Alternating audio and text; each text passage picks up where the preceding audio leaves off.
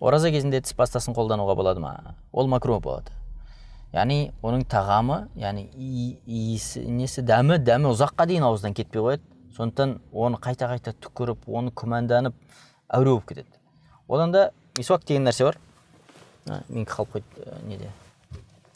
Мисуак деген нәрсе бар, ағаш. Сол ағашты мешіттің алдынан сатып аласыздар. Сол ағаш Абу Ханифа мазхабы бойынша мейлі, қай уақытта қолдансаңыздар рұқсат.